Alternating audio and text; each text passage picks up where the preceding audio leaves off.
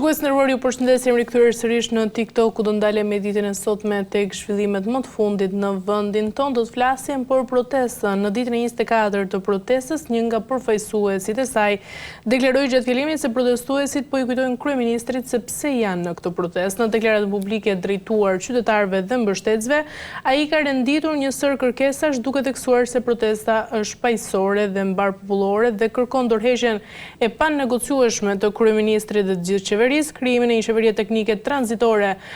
për jo më pak se 12 muaj, ndryshime kushtetuese dhe miratimin e tyre me referendum, ku përfshihet ndryshimi i kodit zgjedhor që sipas tij ka marrë peng vendin që prej vitit 2008, ndryshime në ligjin për financimin e partive politike, pasi sipas deklaruesit përmes tij financohen nga paraja e krimit dhe të drogës, kufizimi i ushtrimit të detyrës së kryeministrit në jo më shumë se 2 mandate. Këto janë dhe 5 kërkesa të cilat janë paraqitur në protestën në Tiranë. Kam të ftuar ditën e sotme për të diskutuar mbi këto zhvillime zotin Lutfi Bilali. Ju përshëndes kënaqësi. Përshëndetje. Zoti Bilali, do doja të nisja me zhvillimet më të fundit tashmë në vendin tonë dhe protestën qytetare që po zhvillohet. Si keni parë ju të gjitha këto zhvillime? Pa i në qovë se me lejohet si Kosovar apo shqiptari i Kosovës, nga se ka ndonjëherë nga të rrime, njëra ndër ato që ka paraqitur kryeministri që punë po prishin në Shqipëri Kosovarët dhe ata të ardhët nga Kosova dhe Maqedonia Veriut. Në dhe është e drejtë, çdo shqiptari të interesohet dhe të ketë një mendim të tij, apo mund të them më mirë brenga e çdo shqiptari është proceset në të cilat po zhvillohet Shqipëria. Ata që kanë përcjell ngjarjet më herët edhe gjatë protestave që kanë filluar në Serbi, kanë nohatur që një gjë e tillë do vijë edhe më poshtë. Do ketë lëvizje të tilla. Viti 2026 do jetë vit i protestave, të cilat në shumë vende besoj që do jetë ai strobollari kryesor për ndryshim të regjimeve, dhe kjo mendoj që ka të bëjë edhe me Hungarinë, ramjen e Viktor Orbanit, dhe tash rradha është, të them drejtën, edhe atyre që bajnë 4 legislatura dhe hynë në mandatin, hynë në vjeçarin e 16. Edi Rama në Shqipëri ka 14 vite deri në këto momente, dhe mendoj që është e konsumuar, me që se votuesi është e drejtë e votuesit, por janë kushtet e pabarabarta. Mendoj që protesta në Shqipëri ka lënë një mbresë përcjellur nga mediumet edhe ndërkombëtare, ka treguar që është me të vërtetë një protestë paqësore, me kërkesa tani më të qarta. Për mendimin tim, mendoj që pika ky që është 12 muajshi, apo një vit për të formuar një qeveri tranzicioni, e cila do përgatiste zgjedhjet e lira të drejta. Mendoj që ju përmend ja 4 pika, po mendoj që edhe paketa maleve ka rëndësi të madhe, nga se është më rëndësi që pasuria e Shqipërisë dhe pronat dhe toka shqiptare duhet të menaxhohet dhe të ketë kujdes, jo kundër investimeve. Unë nuk e besoj që protestuesit në Tiranë janë kundër investimeve, por dëshirojnë që të kenë transparencë dhe të bëhet e qartë për publikun, dhe sidomos ato pika strategjike, çdo kush vën syrin në një vend, sidomos nga Bregdeti, që është një pasuri që ka dhënë Zoti Shqipërisë, dhe kjo duhet të ketë kujdes si të menaxhohet, dhe nuk ka të bëjë, çdo vend në Ballkan, edhe Kosova dhe Shqipëria ka dëshirë të ketë investitor. Po këta investitor duhet të jenë ata të cilët mendojnë pak a shumë qeveritë e vendeve tona, duhet të mendojnë për interesin e publikut dhe interesin e qytetarëve, mua edhe për ata janë zgjedhur. Dhe mendoj që kjo protestë lënë shije jashtëzakonisht të mirë për shkak të mobilizimit dhe grumbullimit mund të thëmë të shtresave të ndryshme, kryesisht të reja, por edhe ato që njën si shtresa mesme, e cila në një farë mënyre 35 vite është engulfatur nga ndrimet të pushteteve të majta dhe të djatha, me që se mendoj që ma shumë ka interesa, sepse s'kemi, mund të thëmë, asë ideologjie e cila për lekun mendoj që udhë poshtë edhe idejën e majtë edhe të djathë. Por janë grumbuj interesa të tilla të lidhura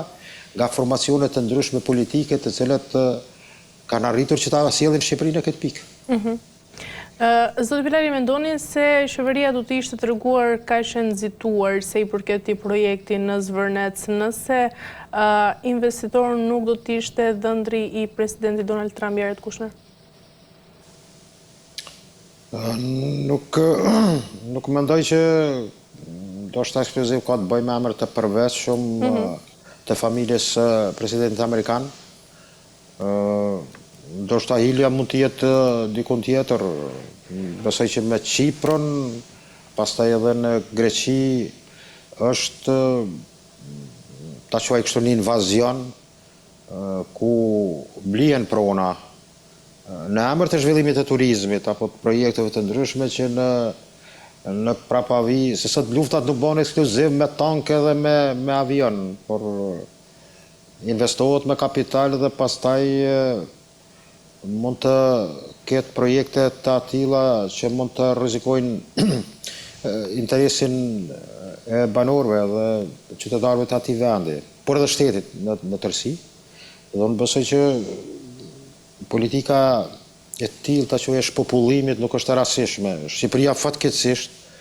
ka sa ka banor brenda, ka edhe banor jashtë. Dhe po që se vazhdo ky trend, atëherë atë pronë mund ta shikoj dikush tjetër. Dhe kjo mendoj, nuk e kam fjalën këtu vetëm për aspektet të poleve lidhje perëndim, mund të jenë nga Bangladeshi, mund të jenë nga India, mund të jenë kurt, mund të jenë nga Afrika e Veriut, dhe projekte të tilla të cilat në një farë mënyrë mund të kanosin ekzistencën edhe të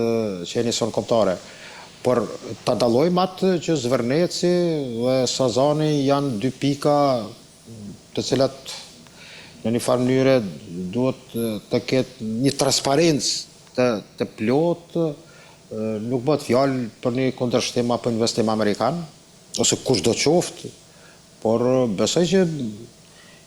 ndoshta këto pika është bërë gabime të mëdha, sepse ato nuk janë prona të privatit, por jona, nuk është deti pronë private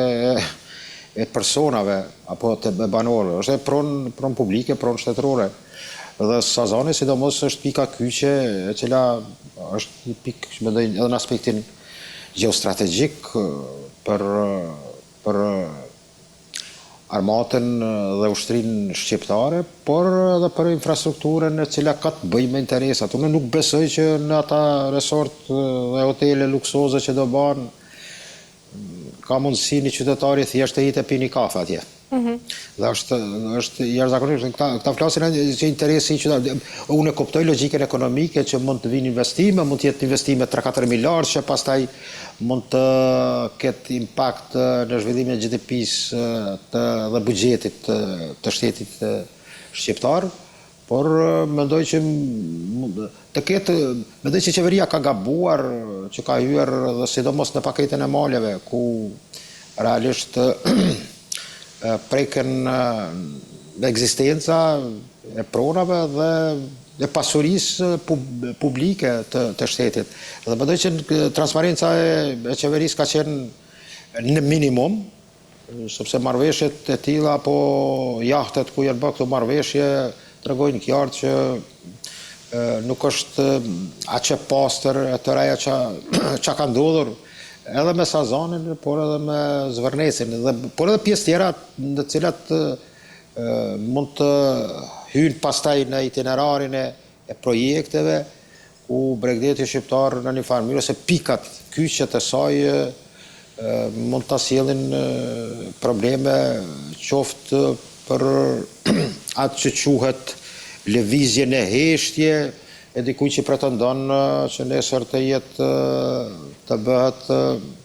zot shtëpi në shtëpinë tonë.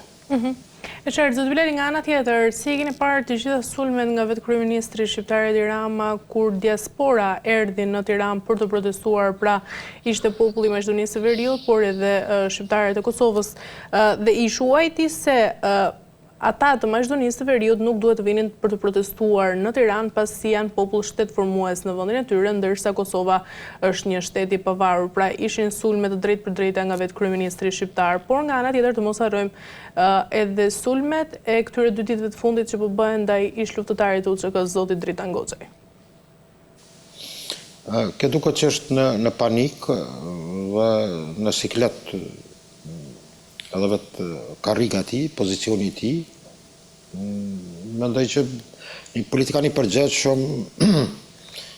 kishte afruar tërheqjen apo siç një dërheqjen, sepse mendoj që është i konsumuar dhe Shqipëria ka nevojë. Unë mendoj që etiketimet e tilla, më duket 3 ditë në kohën e proceseve të vitet e 20 në Shqipëri, Hasan Prishtina, duket 30-50 ka qenë kryeministër. Dhe thuhet që ka pas ndoshta zëra që një kosovar të jetë kryeministër në Shqipëri ka qenë ndoshta pak një lloj sfide, nuk po shpreh me fjalor më ndryshe, por mendoj këto nuk na bëjnë hajër këto gjëra. Dhe mendoj që askush nuk ka pretendime që banorët rezident dhe shtetasit e Shqipërisë të udhëheqen nga qytetarët të cilët janë rezident në Shqipëri. Mirë po, fjalori i tij duke përfshirë Kosovën, meqense në Kosovë, më thonë drejtën, ka një interesant, ata thojnë, mos të kem qasje, nuk ka që nuk ka simpatizant, ndoshta naiv në një farë mënyre, Rama, të cilët apo disa ka nostalgji, thëmë drejtën që ka koha e Enver Hoxhës, nuk pajtohen me faktin që ka qenë i dëmshëm, por në një farë mënyrë ata thonë ne nuk kemi nevojë të përzihemi në çështjet e brendshme të Shqipërisë. Mirë po, nga 24 orë propagandojnë dhe thëmë drejtën kështu avokojnë për Edi Ramën. Është e çuditshme logjika e tillë. Mirë, unë e kuptoj, sepse disa figura të cilat kanë qenë të implikuar në Shqipëri ose me pushtetin, kanë filluar të marrin një pamje tjetër edhe fytyra e tyre tregon që janë në siklet. Nga se kanë interesat të tilla të cilat 24 orë nëpër kanale televizive në Shqipëri dhe trumbetojnë që kjo protestë është e dëmshme, nuk ka protestë të dëmshme, ato ku ka reagim me të vërtet ka demokraci. Dhe mendoj e tëra kjo tregon që ndarjet, nuk e mendoj që është ndarje, por në një farë mënyrë, një farë sentimenti i tillë që kosovarët dhe shqiptarët nga Maqedonia e Veriut duhet të rrinë anash, nuk e besoj që është një lloj aspekti që tregon se ne jem ata që mund të ndryshojmë pushtetin në Shqipëri. Ne mund të jemi si shqiptarë, ne kemi opinione për geopolitike, për krizat tjera ndërkombëtare, por kemi edhe opinione edhe për Shqipëri, se jemi pjesë e saj. Bile mund të them drejtën, dashuria për Shqipëri, sidomos e gjeneratave të mia, më herët ka qenë diçka lidhur shpirtërore, dhe nuk mund ta dallon Kosovën nga Shqipëria, them drejtën kështu. Ose një çik më tepër ndonjëherë ato emocionet tona kanë qenë dhe dashuria për Shqipërinë. Dhe tëra kjo tregon që nuk prish punë nëse një Lutfi Bilal shpreh një mendim apo përkrah protestat. Unë po tani reagim në djenin një postim e kam parë, ja 2-3 fjalë për drejtanin, dhe me duket një reagim kështu një qytetare nga Shqipëria thotë se ju nuk po na ndihmoni me largu korrupsionin, po na destabilizoni. Për kosovarët e kish bërë. Dhe mendoj që është tendencë e tillë ndoshta naive ose mund ta them aksidentale, por jo, nuk kemë bëjmë me këtë çështje, ne kemë drejtë që ata 100.000 apo nuk kam rësi 50.000 protestues për 24-5 ditë që janë të pandalshëm. Dhe tëra e gjeneratë, nuk po kuptoj njerëz, jem në vitin 2026, nuk jem në vitin 1990 apo vitin 2002-2003. Dhe kjo gjeneratë kërkon që të lirohet hapësira dhe jo ngulfatja e tillë e cila për çdo ditë në qoftë në Tiranë apo në qytetet tjera të Shqipërisë është mund të them situatë